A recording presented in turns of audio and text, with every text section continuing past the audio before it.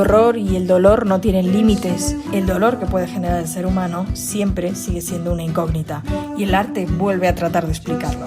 Esto hacen Las Niñas de Jumene, que está en el Teatro Lara. Ricardo Goñi y Andrea Varas, bienvenidos a Telón y Cuenta Nueva y gracias por estar hoy con nosotros. Muchas Muchas gracias por gracias a la ti. presentación.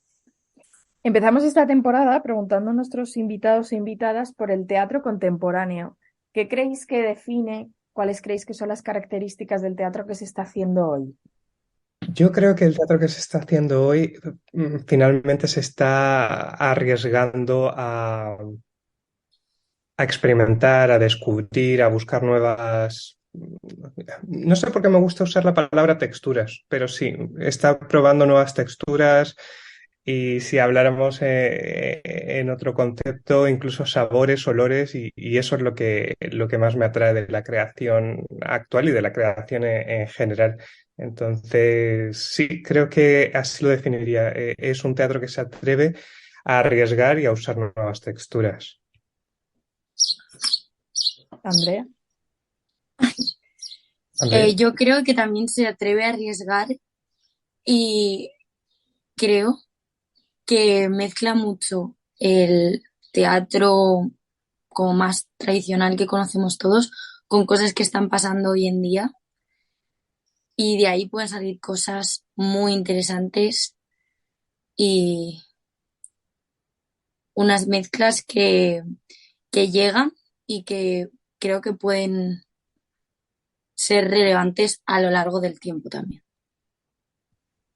Bueno, ya hablamos de Las Niñas de Umene, que es la función que estáis haciendo en el Teatro Lara, y es curioso porque cuando uno se acerca a una función de estas características que habla del holocausto, y yo pensaba, hay una extraña fascinación sobre el mal puro que existe en el ser humano, ¿no? O sea, hay algo que realmente no sé si es porque queremos o quisiéramos poder entenderlo, pero existe como esa especie de fascinación, es curioso, ¿no?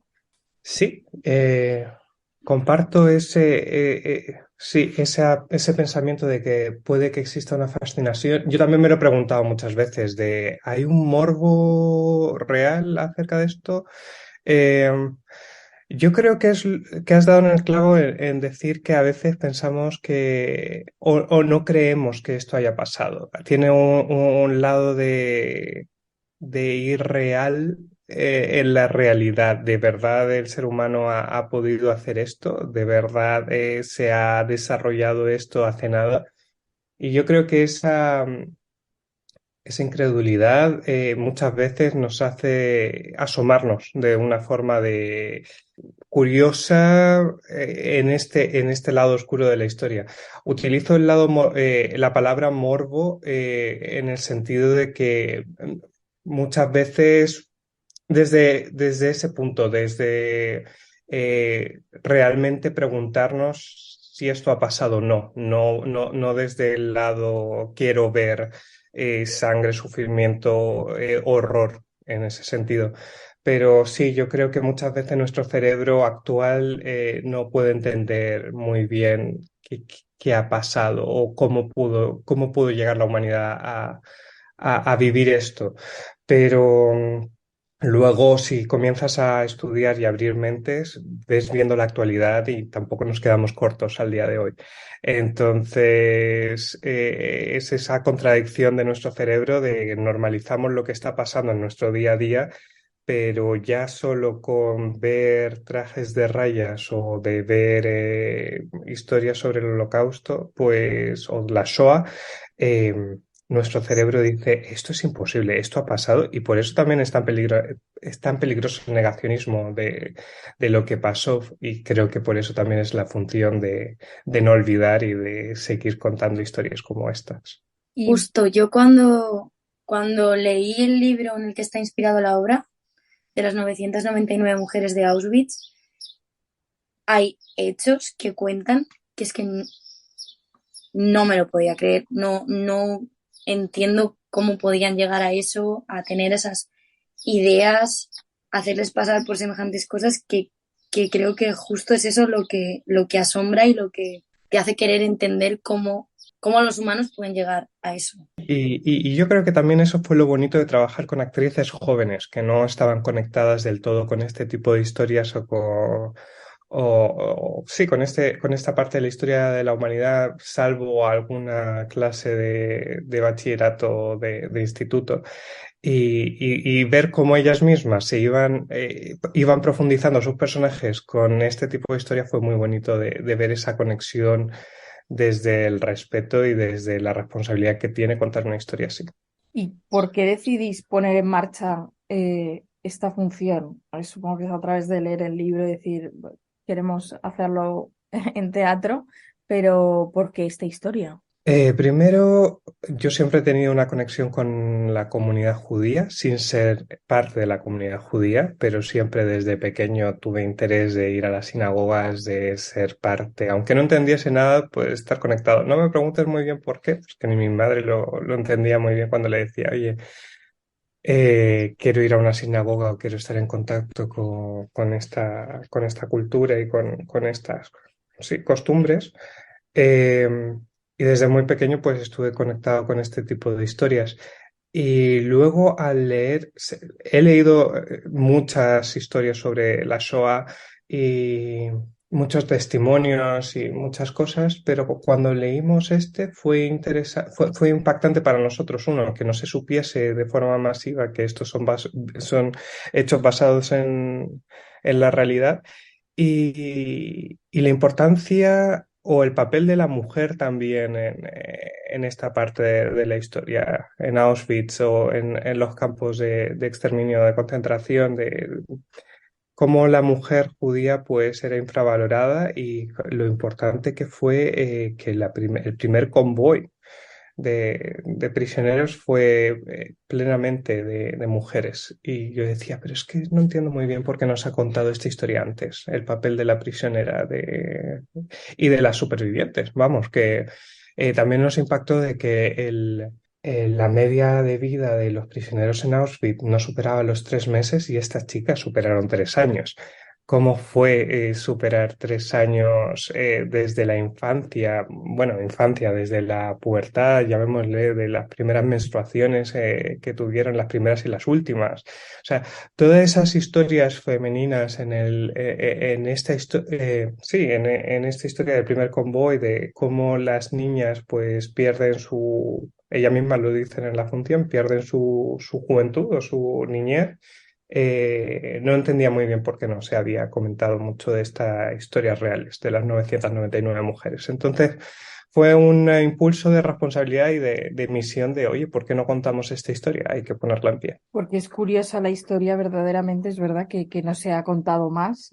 Es curiosa también la historia de ellas, ¿no? Cómo son, entre comillas, llevadas de una forma bastante engañosa para un trabajo, marchan de su casa, en cierta forma, hasta con cierta ilusión, y de pronto se topan con esa realidad, pero a la vez también hay algo de intentar mantener la ilusión durante su tiempo en Auschwitz, ¿no? De intentar seguir siendo quienes eran. También yo creo que eso parte desde la inocencia de ellas, de que ni siquiera nosotros nos creemos todo lo que vivieron viéndolo ahora desde fuera o investigando, pero ellas en el momento intentaban sobrevivir y al final también supongo que era un mecanismo de defensa el no querer creer lo que estaban viviendo, pensar que había una salida, una esperanza de escapar o de que se fuese a acabar pronto, desde, Sí, desde las ideas de unas niñas al final.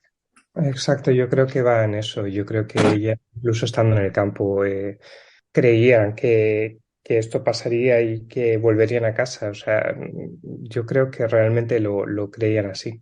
Y volviendo un poco a la respuesta, a la pregunta anterior, sin ser muy pesado, también nos decidimos a contar esta historia porque una de las protagonistas, que fue gracias a ella se supo toda la historia, una de sus misiones era que llegara a los públicos más jóvenes. Pero los públicos más jóvenes no creo y espero que sí se animen a leer el ensayo que se escribió sobre esta historia, pero también era como, venga, vamos a hacer esto para llegar más, incluso a las protagonistas, que por eso Andrea es genial que esté aquí contándote su experiencia. Cuando precisamente, como decía ahora Andrea, se juega con esa inocencia y creo que ahí está el trabajo de vosotras, de las intérpretes, ¿no? De intentar equilibrar, que es muy difícil, ¿no? Transmitir esa emotividad, esa ternura, esa inocencia, a la vez esa veracidad y también ese sufrimiento que está ahí latente.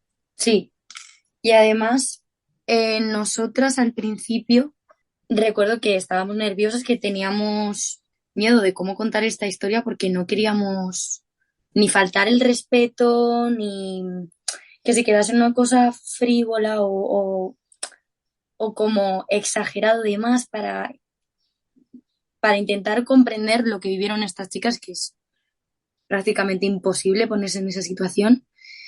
Y Ricardo nos ayudó mucho en ese sentido, en quedarnos con que éramos unas niñas, que teníamos esa inocencia y que al final ellas tampoco entendían muy bien lo que estaba pasando y hay una cosa como de disociar, de no sé, no sé cómo explicarlo, pero sí. No sé, Ricardo, desde la dirección, cómo llevar a cabo esta mezcla de emociones, este transmitir mucho y a la vez de una forma muy contenida. Sí, realmente cuando comenzamos a plantear el proyecto, cuando no estaba ni escrito junto a Pedro, lo primero que nos dijimos fue no centrarnos en el horror del Holocausto, que queríamos contar la historia de estas niñas y de realmente nuestra pregunta siempre fue la misma, de cómo sobrevivieron estas niñas, malnutridas y sufriendo todo esto que pasó. Y la historia se comenzó a centrar en ello, en la unión de ellas, que realmente fue lo que las salvó. Entonces, mezclado esto con un elenco maravilloso, pero joven, que esta ha sido su primera experiencia teatral creo que todas, por no meter la pata, pero sí, de todas, Sí, eh, todas. de todas, fue un riesgo pero un riesgo maravilloso que tomamos entre todos, incluido el elenco, de contar esta historia y de contarla con técnicas de interpretación sin llevarlo nada al nivel personal y tomar la responsabilidad de contar la historia de estas niñas, de prestarle el cuerpo a estos personajes que necesitan y que tienen que contar su historia. No jugamos con nada personal. Las actrices, además, creo que han vivido un proceso en este tiempo de funciones de separarse de sus seres en el sentido de no sufrir nada a nivel personal y de dejar que el personaje fluya y que ella sea la que cuente la historia. Entonces, realmente te puedo asegurar, y Andrea lo puede asegurar, si no, me puedes mentir sin ningún problema, que no se implican a nivel personal para nada en este proceso.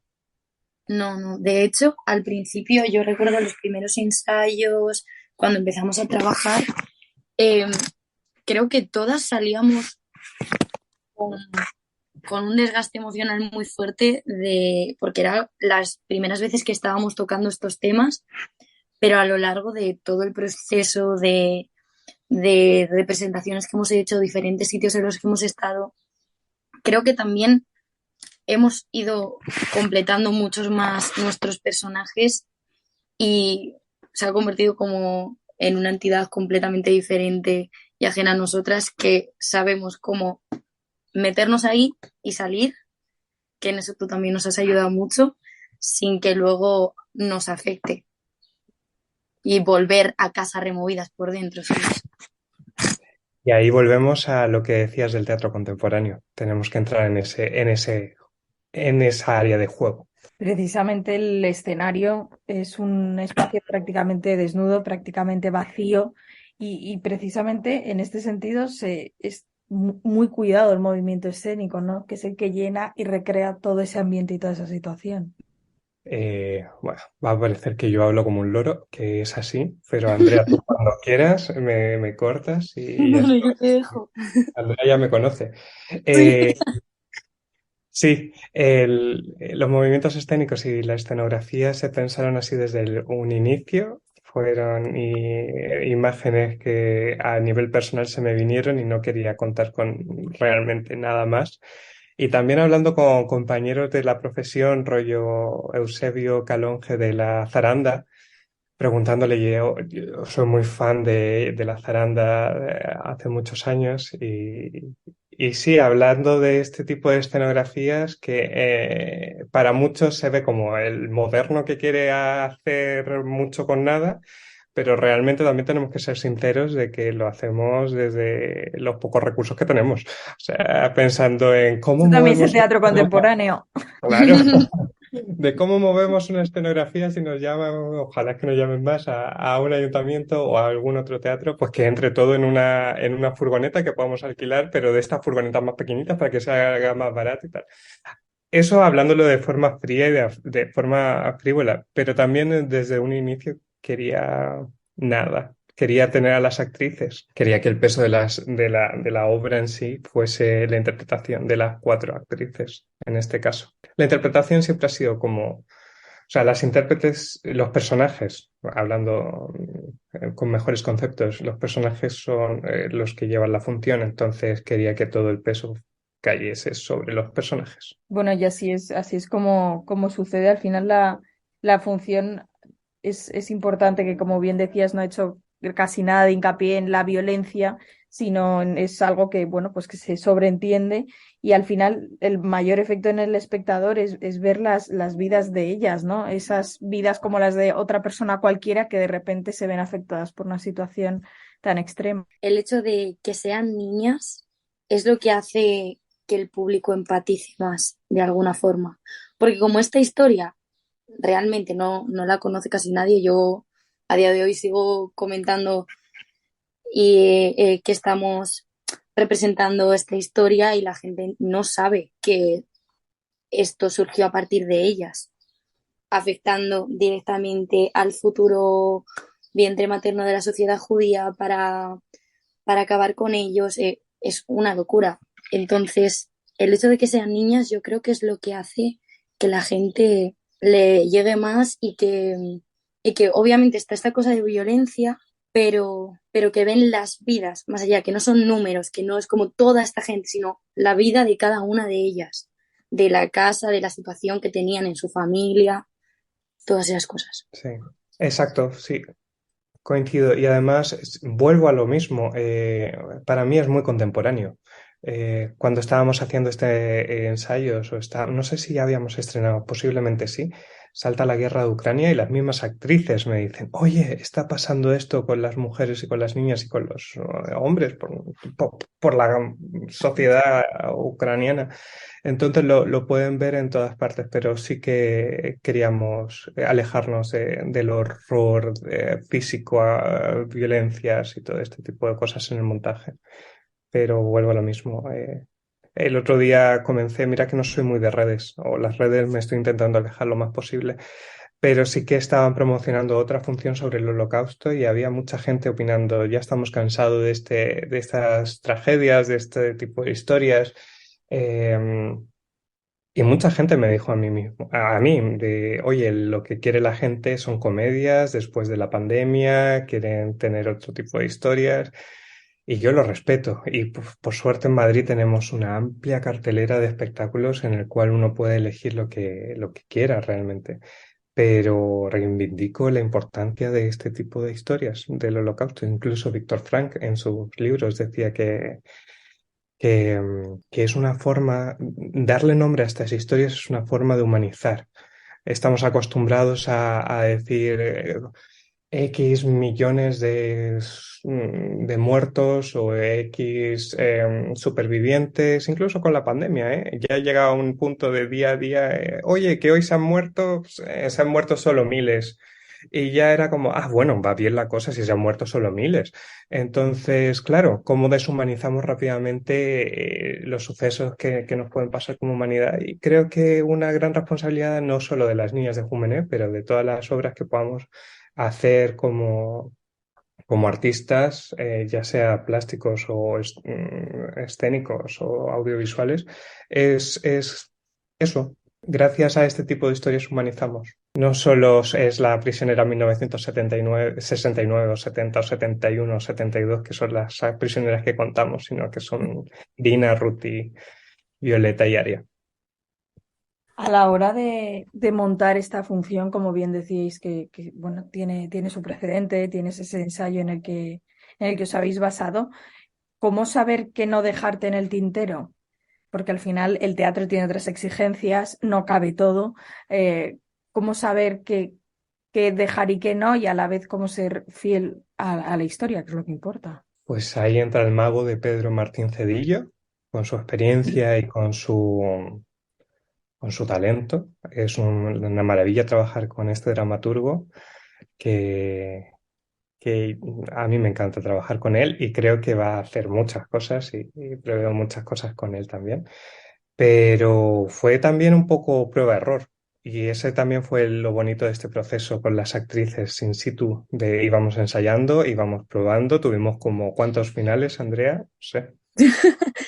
Pues ni idea, 3 por lo menos. Y íbamos diciendo, bueno, pues esto sí, esto no, ahí entra la dramaturgia y también, bueno, nosotros opinando. Fue un proceso muy abierto. Incluso las actrices en un momento me dijeron, no nos gusta este final, no nos sentimos, eh, pero no desde el ego de la actriz, sino que ellas mismas ya se involucraron en el sentido de creemos que este no es el final que necesita esta obra.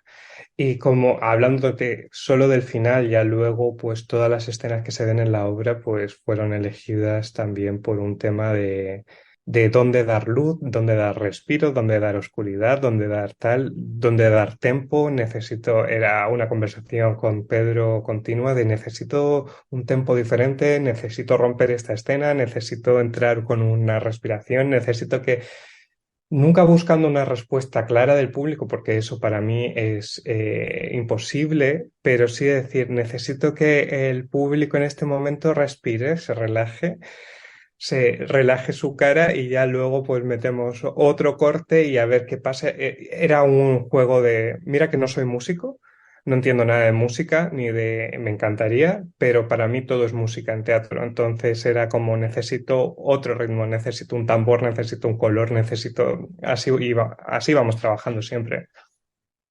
Y también que la obra no estaba terminada o no estaba cerrada como ahora que hemos ido sumando escenas y ha sido como un puzzle que ha ayudado a completar y a entender mejor ciertas escenas anteriores o posteriores con, con los sucesos que les iban pasando a estas niñas y que al final es lo que decíamos, de que está basado en esta biografía, en este ensayo, y los sucesos que creo que ha elegido Pedro y también Ricardo, que les pasen a estas chicas, están muy bien seleccionados porque sí, hay un montón de barbaridades que les ocurrieron, pero, pero es como que si hubiesen elegido de más cosas más violentas, más desagradables que contar en escena o contarlas de otra forma, no, no hubiese sido igual. Y por supuesto que hay muchísimas historias más, se podrían hacer como 3 horas más, pero fueron elegidas estas partes para contar esta historia y ya está. Hay otras historias, historias de amor, hay muchísimas cosas que se pueden contar. Bueno, Andrea Varas, Ricardo Goñi, gracias por habernos acercado a esta magnífica propuesta que podéis ver en el Teatro Lara. Y nada, muchas gracias por habernos acercado a este mundo que desde luego hay que visitar o revisitar. Muchas gracias por la invitación. La verdad que nos alegra muchísimo tener este espacio contigo y animamos a todos a conocer un poco la historia de las niñas de Jumene hasta el 21 de junio. Muchísimas gracias.